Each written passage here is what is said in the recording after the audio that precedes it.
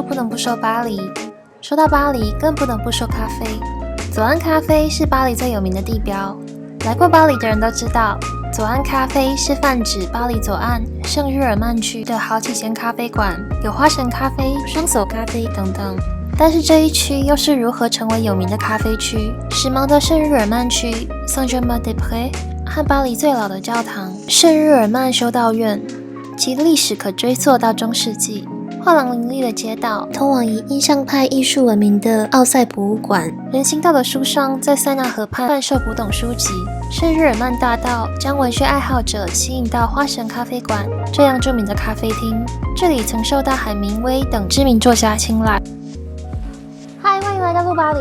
咖啡源自于非洲，在15世纪之前都是被阿拉伯世界垄断，17世纪才慢慢的在欧洲流行起来，所以在那之前，欧洲最流行的饮料是酒。一个成年人他可能一天工作14到15个小时，然后可能会喝下1到2公升的葡萄酒或是啤酒。咖啡的发明还有咖啡馆的流行，让欧洲人才真正开始清醒起来。当时的咖啡其实也不像现在咖啡这么重，可能还不是 espresso 这样。喝了酒以后人就没有那么清醒，也没有办法产生出好的对话。但是在喝了咖啡以后，有很多有趣的思想开始激荡。比如说，非常多的思想家在咖啡馆里面，因为谈论和有一些好的对话之后，产生出一些有趣的想法。咖啡馆造就了非常多厉害的文学、艺术以及电影作品，甚至引发了政治上的大革命。Café Pot Club 普罗可库咖啡馆被称为巴黎最古老的连续开业咖啡馆，它是欧洲文学咖啡馆的原型。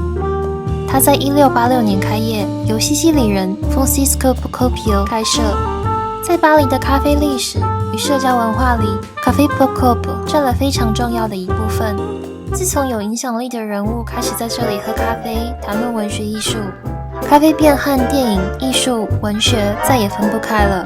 Café Pot Club 至今仍保留了伏尔泰常坐的桌子，以及17世纪的菜单。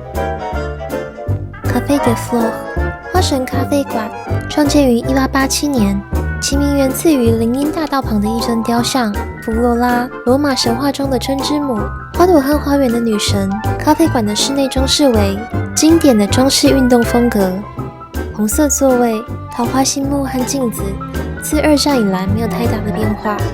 就像它主要对手双手咖啡，花神咖啡馆招待了战后大部分法国的知识分子。在花神咖啡馆，沙特和卡缪完成了存在主义，徐志摩也曾经在这里。著名的情侣沙特和西蒙波娃，他们也常在这里。我们完全在这里待下来，从早上9点到中午，我们工作，我们吃中餐，下午我们回到这里，和我们的朋友相聚，到下午8点。晚餐之后，我们在这里接待约好的人。这似乎很奇怪，但花神咖啡馆就像我们的家。Les Deux Magots 双手咖啡，名字来自柱子上的2个中国木偶雕像。它的名声来自于光顾的超现实艺术家西蒙波娃和沙特等知识分子，还有海明威等年轻作家。卡缪与毕卡索也是这里的常客。双手咖啡出现在多部电影之中，1973年的《雅各布教士历险记》，以及1959年侯麦导演的《狮子星座》，以及2011年的《触不可及》。老实说，我也觉得有一点闷，就是我只能在这边跟你们谈论咖啡，因为咖啡店其实要等到5月19号可以开放了之后才会开放户外的座位。那实际上咖啡里面也要等到6月之后才会开放，所以在目前在巴黎是没有人可以去咖啡店的。其实这段封城的时间我也有很多的反思，因为自己是一个住在巴黎的住民，所以并没有很积极的去一些在巴黎有名的地方啊，或者是一些历史上值得参观的点。经过了封城、疫情这样反反复复，从去年10月底到现在，已经有几乎是半年，我们没有去咖啡店或是餐厅用餐。那我相信所有住在巴黎的人，法国甚至欧洲人都和我一样，非常想念塞纳河畔的咖啡。